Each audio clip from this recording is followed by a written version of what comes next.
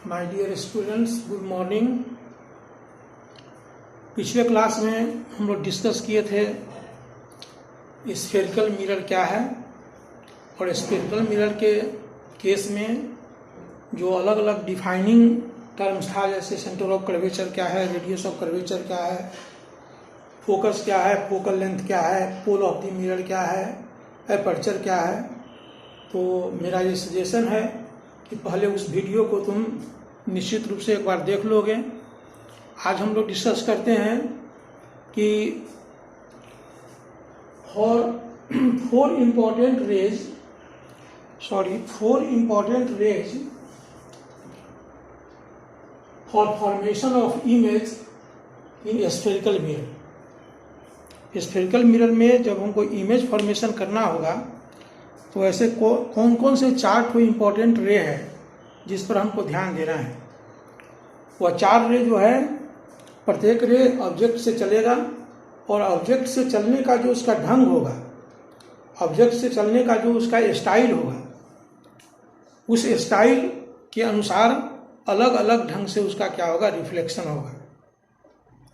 जिसमें से इस सेगमेंट में हम पहला 2 केस डिस्कस करेंगे और उसके बाद फिर दूसरे सेगमेंट पे 2 केस डिस्कस करेंगे। और इस प्रकार से इसमें हमको सीखना है कि 4 कौन कौन सा इम्पोर्टेंट रे है जिसको हमको ध्यान रखेंगे जब हमको कहा जाएगा कि इमेज फॉर्मेशन करना है, और उसके बाद हम बहुत आसानी से इमेज फॉर्मेशन कर सकते हैं। तो पहला केस है जिसको हम डिस्कस करते हैं कि यह तुमको दिया हुआ है कनकेव मिरर, P इसका पोल है, F इसका फोकस है, C इसका सेंटर ऑफ कर्वेचर है।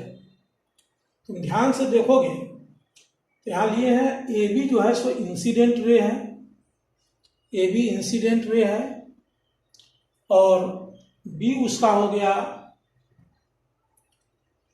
पॉइंट ऑफ इंसिडेंस, इसका हो गया पॉइंट ऑफ इंसिडेंस। और पॉइंट ऑफ इंसिडेंस पर जब हम नॉर्मल खींचेंगे तो नॉर्मल निश्चित रूप से यह हो गया पॉइंट ऑफ इंसिडेंस। हम लोग जानते हैं कि किसी भी सर्कल के किसी पॉइंट पर जब हम नॉर्मल खींचते हैं तो वह नॉर्मल निश्चित रूप से सर्कल के सेंटर से जाता है, क्योंकि स्फेरिकल मिरर एक स्फीयर का पार्ट है। इसलिए पॉइंट ऑफ इंसिडेंस B पर जब हम नॉर्मल ड्रॉ करेंगे तो वह C से पास करेंगे। खैर, हमको देखना है कि हमारी इंसिडेंट रे का क्या हुआ। तो इसमें यह नियम याद रखेंगे कि whenever a incident ray is parallel to the principal axis, then in that case that incident ray reflects back through focus after reflection। तो देख रहे हो कि इंसिडेंट रे मेरा AB है और BB यहाँ ले लिए रिफ्लेक्टेड रे। तो इंसिडेंट रे क्या है, जो मेरा ये प्रिंसिपल एक्सिस है, प्रिंसिपल एक्सिस जो बताया थे कि इमेजिनरी लाइन है जो सेंटर और कर्वेचर और पोल से पास करता है, मेरा ये प्रिंसिपल एक्सिस है।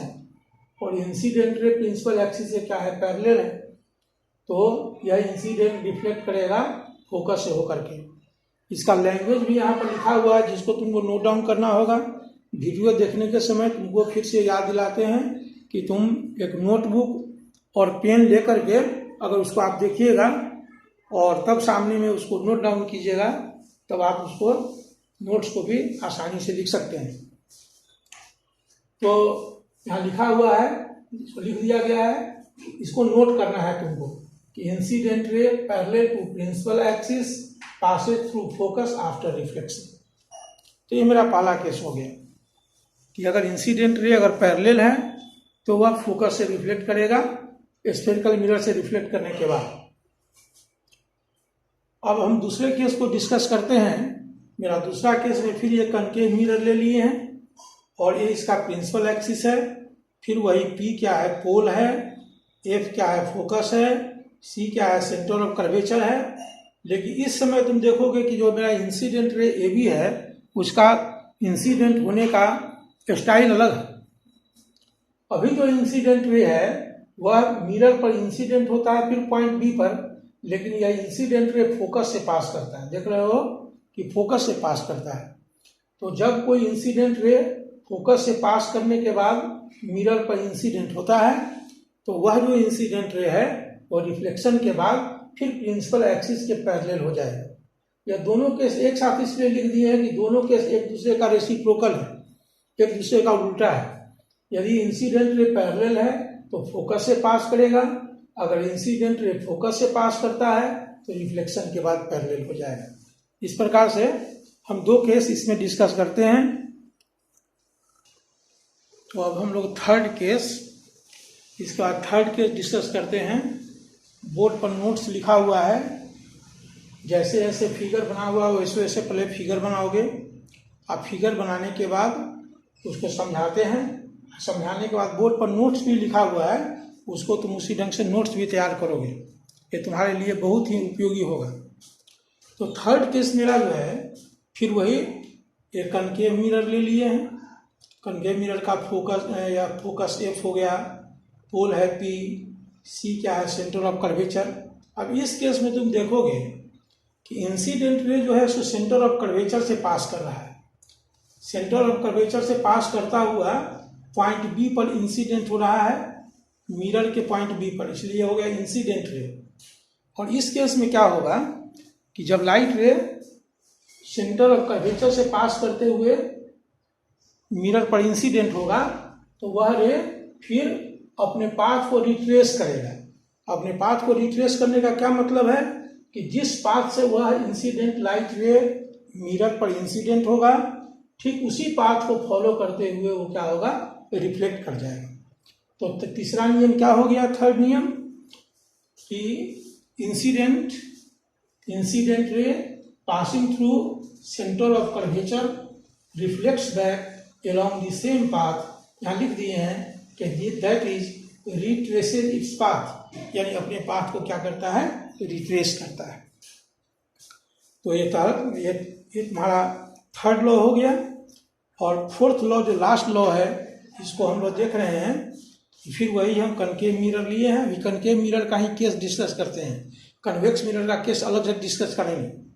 तो कनकेव मिरर में हम लोग देख रहे हैं कि यहाँ पी क्या है, पोल है, एफ क्या है, फोकस है, सी सेंटर ऑफ कर्वेचर है, और ये जो है सो प्रिंसिपल एक्सिस है।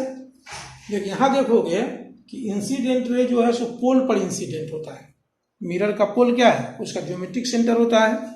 तो पोल पी जो है सो ज्योमेट्रिक सेंटर है, और यह इंसिडेंट रे पोल पर इंसिडेंट होता है, और यह प्रिंसिपल एक्सिस के साथ एक एंगल बनाता है। मान लेते हैं इस एंगल को थीटा एंगल बनाता है। तो क्या होगा कि वह रे फिर से रिफ्लेक्ट बैक होकर के वह रिफ्लेक्शन हो जाएगा, यहाँ से रिफ्लेक्ट कर जाएगा रे, और लेकिन दूसरी तरफ इंसिडेंट रे प्रिंसिपल एक्सिस के इस तरफ है, तो रिफ्लेक्टेड रे क्या होगा, प्रिंसिपल एक्सिस के ठीक अपोजिट साइड में होगा, दूसरे तरफ होगा, और वह रिफ्लेक्ट करेगा मेकिंग सेम एंगल, यानी जितना एंगल ऑफ इंसिडेंस है उतना ही क्या हो गया, एंगल ऑफ रिफ्लेक्शन। तो फोर्थ केस क्या होगा कि व्हेनेवर एन इंसिडेंट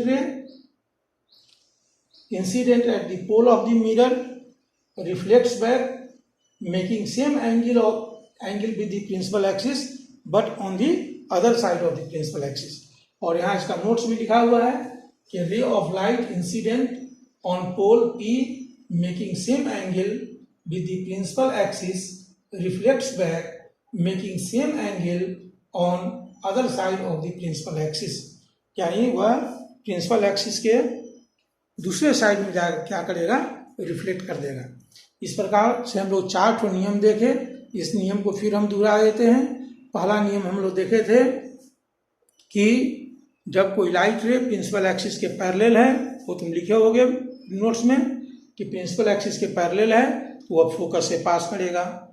दूसरा नियम है कि यदि कोई इंसिडेंट रे फोकस से पास करेगा तो रिफ्लेक्शन के बाद वह प्रिंसिपल एक्सिस के पैरेलल हो जाएगा।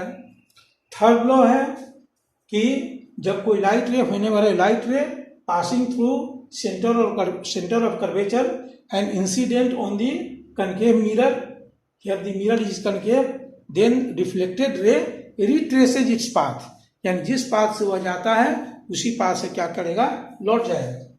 और जो लास्ट केस है, जो चौथा है कि whenever a incident light rays incident at the pole making some angle theta with the principal axis, then the reflected ray will reflect making same angle but on the other side of the principal axis. Principal axis के दूसरे side में ठीक वही angle बना करके वो reflect करेगा। तो इस प्रकार से हम इमेज फॉर्मेशन के लिए ये 4 इंपॉर्टेंट रे हैं।